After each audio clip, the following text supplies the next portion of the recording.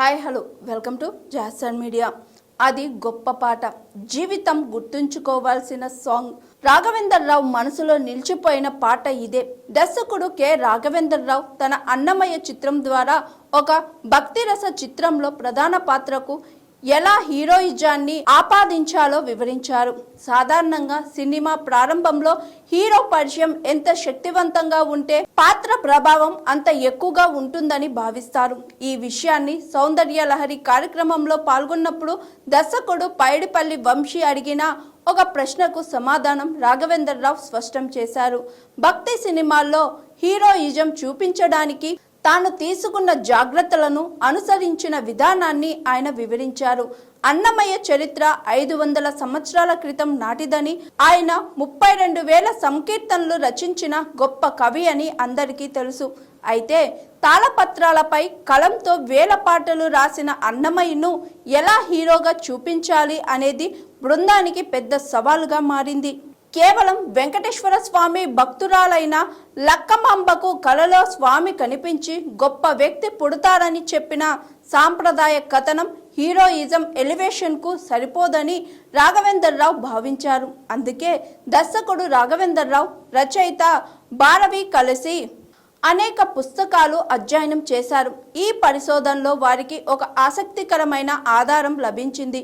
వెంకటేశ్వర స్వామికి శంకు చక్రాలతో పాటు నందకం అనే ఖడ్గం కూడా ఉంటుందని, అన్నమయ్య ఆ నందకాంశ సంభూతుడు అని ఒక పుస్తకంలో ఉంది. ఆ ఆధారమే అన్నమయ్య హీరోయిజాన్ని చిత్రంలో అద్భుతంగా చూపించడానికి మూలమైంది.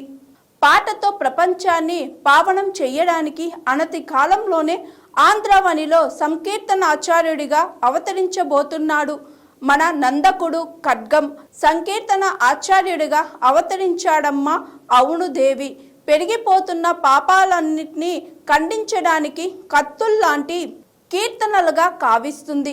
అందుకు నందక ఖడ్గమే సరి అంటూ చిత్రంలో అన్నమయ్య జన్మ వృత్తాన్ని ఆవిష్కరించారు. లక్కమాంబ గర్భంలో దైవాంశ సంభూతుడు ఒక పవర్ఫుల్ క్యారెక్టర్ పుడతాడని ప్రేక్షకులకి ఈ సన్నివేశం ద్వారా స్పష్టంగా తెలియజేశారు. అన్నప్రాసన సమయంలో అన్నమయ్య కత్తి పట్టుకున్నాడని చూపించి రెండోసారి అతని హీరోయిజాన్ని తెలిపారు. అక్కడి నుండి ఆ ఖడ్గమే సంఘటనగా మారి ఆయన కొన్ని వేల పాటలు రాసి సమాజంలో ఉన్న దురాచారాలను, రుగ్మతులను చీల్చి చెండాడాడని చిత్రీకరించారు. అలాంటి పాటల్లో బ్రహ్మం ఒక్కటి. ఈ పాటను కేవలం చదివి వదిలేయకుండా జీవితాంతం గుర్తుంచుకుంటే నేటి సమాజంలో ఉన్న కులమత భేదాల రొంపిలో నుంచి అందరూ బయటపెడతారని రాఘవేంద్ర రావు అన్నారు. దేశం బాగుండడానికి ఈ ఒక్క పాట చాలని 500 ఏళ్ల క్రితమే సమాజంలో రుగ్మతల గురించి ఇంత అద్భుతంగా రాశాడు కాబట్టే అన్నమయ్యను గొప్ప సామాజిక సంస్కర్తగా మనం చెప్పుకోవచ్చని ఆయన అన్నారు.